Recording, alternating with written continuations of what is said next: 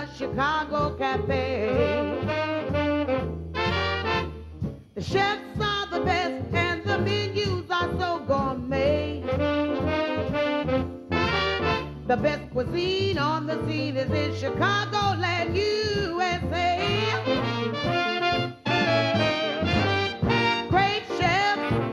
Great chefs of Chicago.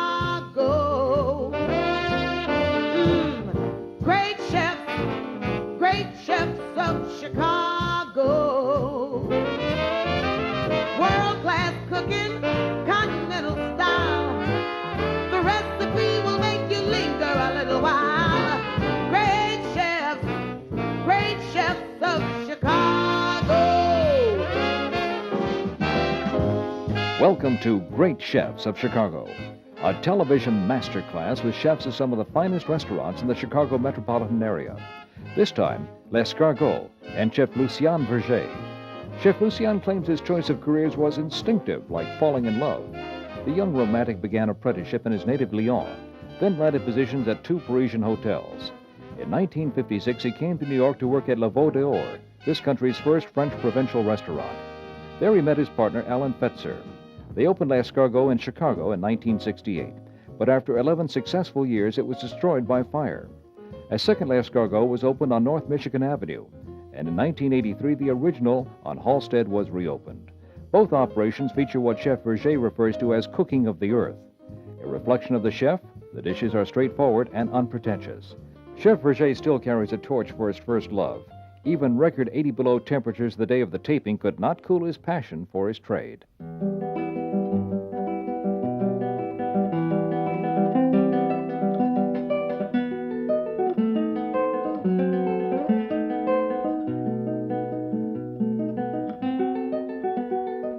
For this dish, you need 2 types of dough. A pâte brisée, which will unsweetened, which will be in the bottom of our baking dish. That dish will be like a pie covered with a second dough, and for the second dough we use a puff paste. We are going to start first with the garnishing of the dish, which goes inside the dough. For that you need some leeks, and I've already trimmed the leeks. The part of the leeks that you use has to be the white part, and we are going to cut that in a very thin julienne. That julienne of leeks will be then blanched. I also add to it a little butter and some white wine. So then a thin julienne of ham. When you mean julienne, mincel strip, and this strip has to be thin, okay? Uh-oh.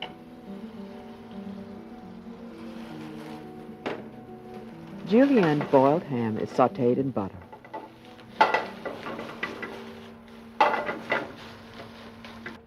Next step, we'll take some snail. This one are relic snails, and they are imported from France. They come in can and different sizes. I usually use a 72 count for. They are more meaty and quality is usually better. The snail have been strained, okay? And we are going to saute them with butter, parsley, garlic, and a touch of shallots. When you are cooking with shallots, even in snail, you need a dash of shallots. You don't put too much, because if you are adding too much shallot, your dish will become a little bitter.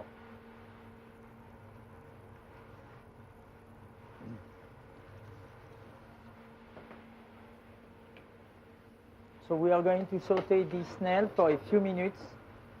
Let them soak in that garlic butter.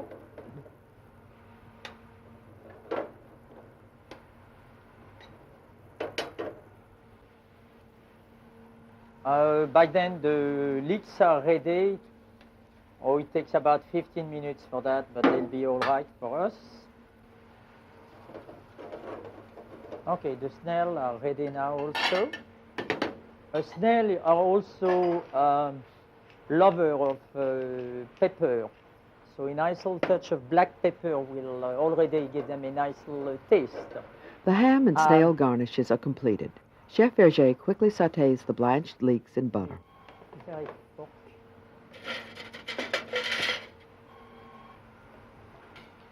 The 3 garnishes must cool to room temperature before being arranged on the pie crust. Okay. Then we are going to dispose on the bottom of the mold all the ingredients. The ham, very loosely.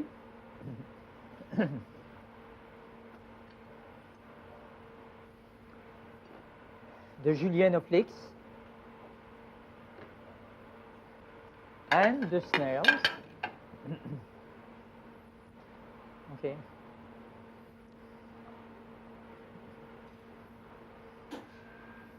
The snail have anyhow to be slightly arranged in your dish. Don't put too many snail in the center, because later when we are going to put the custard liquid, if there is too many snail in the center, they are going to obstruct the flow of the liquid, and you are going to have no liquid around or custard around your dough. So you just put a touch of water here, and we place that dough on top. Don't throw it on top because sometimes you miss it. And then we are going to fold it. That's important to do nicely, because you really have to seal both dough together. Otherwise, later, when you are going to put your cream and eggs mixture, it's going to leak. And you might have to have all that mixture into the bottom of your oven. And it's not what you want, okay? When we work with pastry, you shouldn't hesitate to work with your fingers, of course. You know, you have a better feel, you know.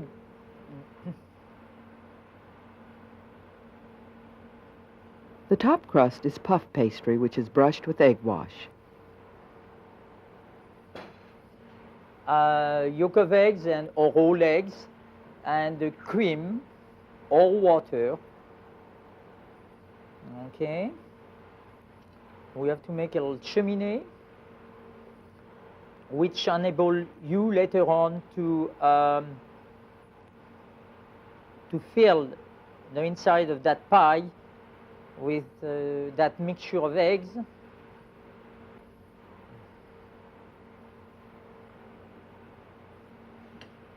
And we are going to bake these for about 10 to 15 minutes at first, just to have the dough getting louder, okay? So here we go. The oven is about 350 or 375 for a few minutes. Then after we'll turn it down slightly, okay? Chef Verge begins a butter sauce with chopped shallots. On va try to have them there.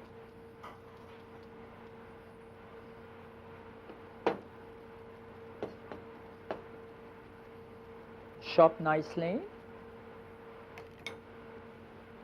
In the bottom of your casserole. I don't disappear from sight, I'm just looking for a little white wine. I don't want you to think I'm getting too shy. A little white wine, about half a cup of white wine. And also the white wine vinegar. About a quart of a cup of vinegar.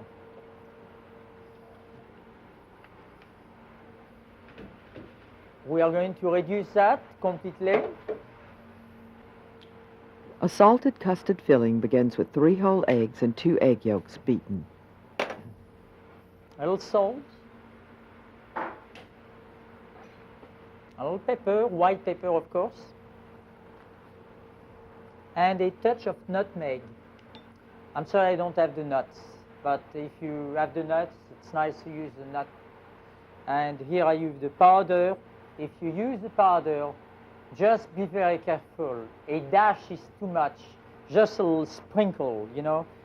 Sometimes it's good to taste something and say what is in it instead of saying, oh, it's cinnamon or it's nutmeg, you know, that's too strong. So you want just a little hint into the dish, okay? So you mix your eggs. Thank you. And light cream, or you can even use whipping cream, but the light cream do work nicely, okay? I have 1 or 1.5 in it.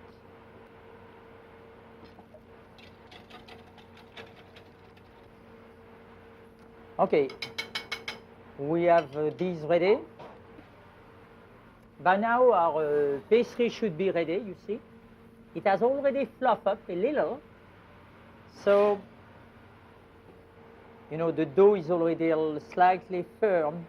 So you just raise it a little like this.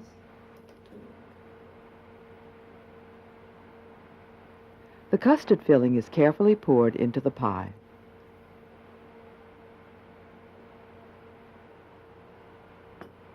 I had made it cheminée for it, but I don't use it. I think it's easier like this. Cheminée was made with a aluminum paper, but I still like to work with it that way.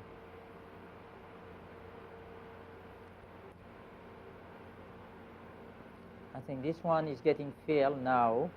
You know, you cannot put too much. You don't want that.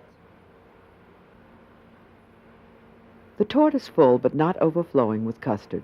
The top is Okay. painted again with egg wash, and the pie returns to a 350-degree oven for 30 to 40 minutes. Here we go.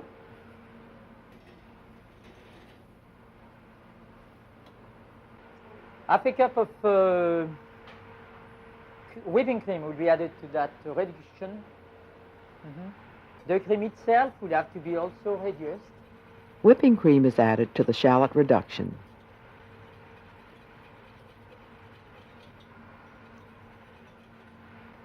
Chef Verge whisks in 1/2 pound unsalted butter before the sauce is strained. And we are going to strain. Every time you finish a sauce, it's always nice to strain it, okay? So we'll strain that in a container which is slightly warm. Of course, we are not going to pour a hot sauce into a cold container.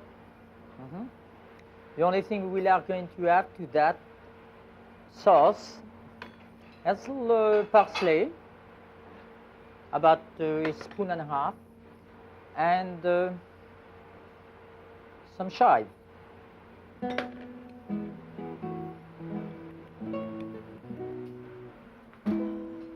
I think we can remove these. Even if it appears now a little, not exactly wet, but yes, slightly wet, it's time to take it out because it will be still cooking for a while. And if you wait too long, you are going to obtain inside some scrambled eggs, and this is not what you want, okay?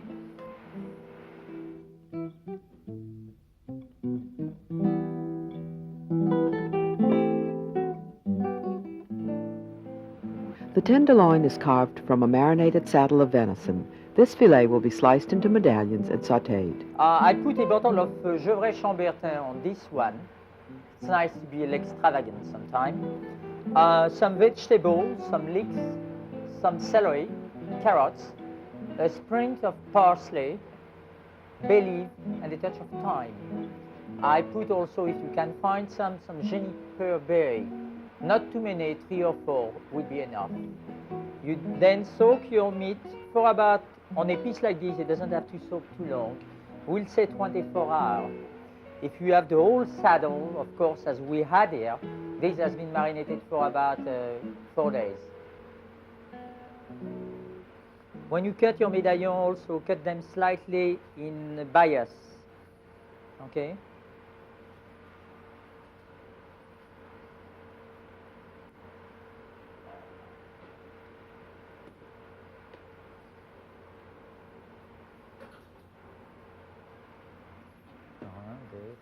Chef Verge begins Okay. the first of 3 It's going garnishes to by take blanching about Boston 10 lettuce to in 15 salted boiling minutes to water. blanch. After blanching, the heads will be halved and braised in the oven.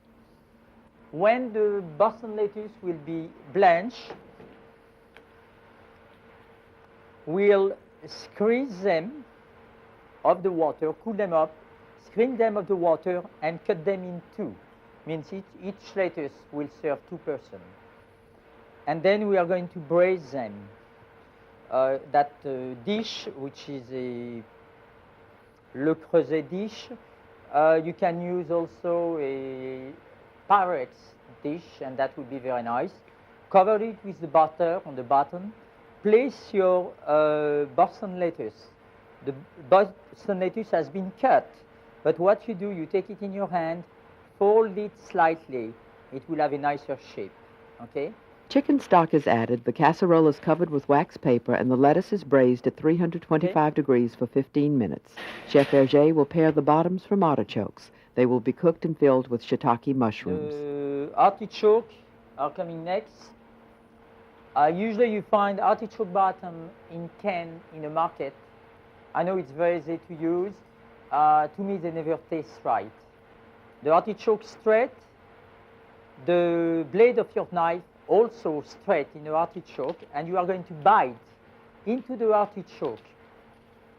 Bite slightly. You are not angry at it, so you just bite superficially. Now you have already removed all the leaves around. You are going to move the leaves which are in the bottom. Okay? The bottom has to be not covered with green anymore, but you should leave some meat into the artichoke, okay? Artichoke are these days very expensive, so you have to know what you are doing with. And then you cut the bottom. The artichoke bottom are going to be cooked with water, a touch of lemon, like that prevent them to turn gray or black, and a teaspoon of flour. They will take about 20 minutes to cook. It's not the type of vegetable that you have to use too crisp. You are going to remove the core of each artichoke bottom, okay, which is easy to do with a spoon, a teaspoon or a small soup spoon. The tender artichoke bottoms with a chef-sized dollop of butter go into a 325-degree oven to warm before being filled. Don't warm up your artichoke in water and just eat them like this unless you are on a diet. It can be done too, with a little piece of lemon. But if you are cooking the way we cook, it's nice to have the artichoke soak into that butter. We call it beurre noisette because it's going to take a nice little golden color, okay? So we're having the braised lettuce, the artichoke bottom. Chef Verge begins the shiitake mushroom stuffing. These mushrooms sometimes do have a lot of water, so it's always recommended to saute them very fast with butter. And the only thing as seasoning that we'll add will be a touch of shallot, very little. Make sure you don't burn the shallot, otherwise it will be very bitter. And a generous amount of parsley. What you do, just dip 1 spoon into the oil, then you roll the spoon, and with a second, you empty the spoon. The final garnish is truffled potatoes made with a fritter-like batter of mashed potatoes, pot au choux or cream puff paste, and diced truffles. Spoonfuls are fried in 425-degree deep fat until golden brown. You are lucky you might have only 10 to do. In a restaurant, sometimes you have 100 of these things to do. There's one thing I would like to tell you also. If you cannot have truffle, well, instead of the truffle, you put a Swiss cheese, grated Swiss cheese in it, and you change the recipe, but it tastes also very, very good. The venison medallions are quickly sautéed in butter and oil.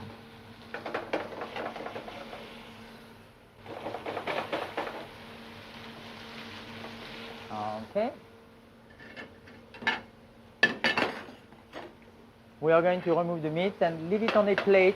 Chef Verge recommends cooking the venison to personal preference. The medallions are then removed from the pan and the sauce is started. Too warm.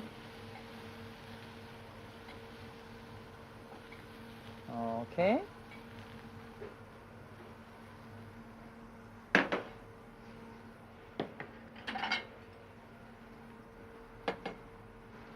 We are going to discard that fat, replace it by a nice little piece of sweet butter, fresh. Not very much. You see in the bottom of the pan you have all that caramel, or which has all the sucs of the meat. And to make the sauce, this is very important. I put also a touch of shallots. Now be careful, a whip. Make sure that your shallot don't get burned, because then you can say bye to your sauce. It's going to be very bitter and there is nothing you can do after that. A touch of cognac.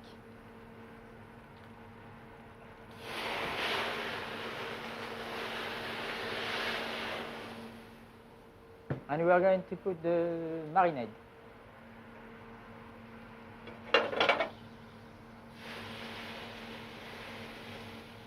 And we are going to let reduce that sauce. When the marinade has reduced by half, demi-glace or enriched veal stock is added.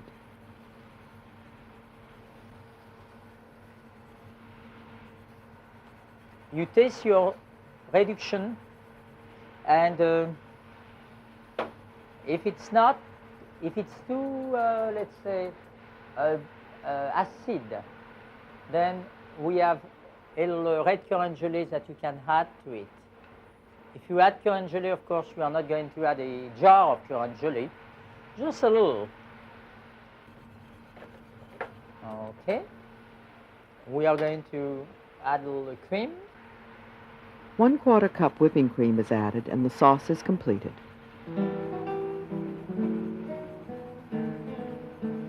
There's one little space which is missing in the rice of potatoes. Give me a small plate, André, with a dolly. The sauce is strained before presentation and naps the venison medallions.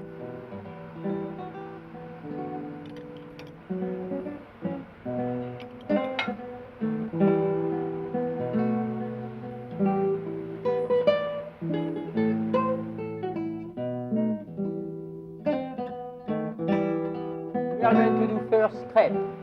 It's a batter which is simple. You need some sugar, flour, eggs, and milk. You need also flavoring in it. And flavoring, you can put a flavoring which is not very used today, a water orange blossom. You find that usually in some perfumery. Okay? So here I have a batter which has already been made. You need for that some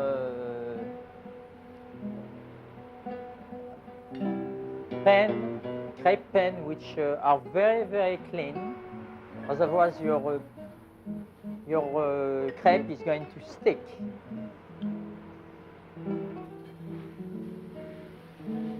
And remember, it's not a pancake. It's a crepe.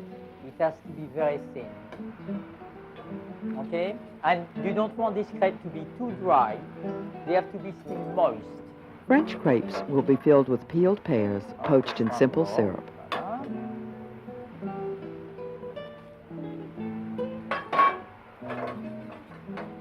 Okay? The next step will be the pear. So I'm going to show you this one. A pear which has been poached in simple syrup with a touch of vanilla. Cold, of course, the pear will be cut in two. The core of the pear will be removed. But I usually like to leave the stem. So you take the crepe, and you take a little apricot glaze or apricot preserve. If you have apricot preserve, you melt it and strain it. Apricot glaze just has to be melted.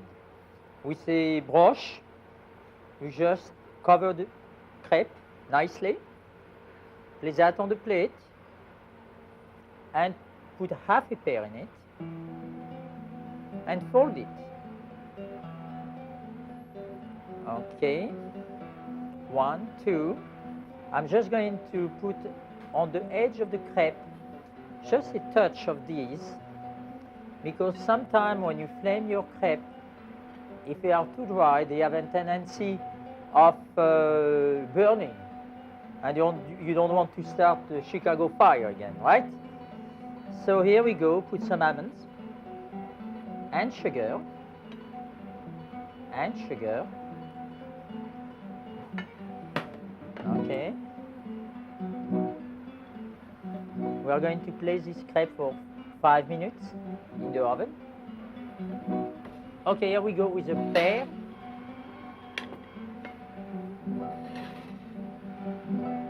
Chef Verge has garnished the plate with marzipan leaves, then flames the crepes with pear brandy. There is a nice combination there because we use pear brandy. It's not a liquor, it's a brandy. It's really very strong. It has a lot of content of alcohol. And the sweetness of the fruit do really give a nice little contrast, okay?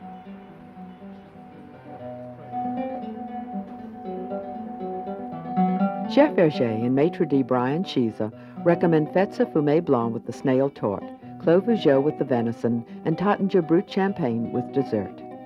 And now dinner is served. Join us next time for more cooking excitement. This menu compliments of l'escargot and Lucien Verge, another great chef of Chicago.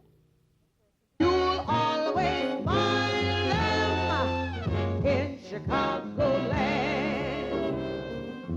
You'll learn all their tricks. You'll understand why eating is kicked in Chicagoland. Come wine and dine where love began. Great chef, great food, great wine in Chicagoland. Yeah, Chicagoland.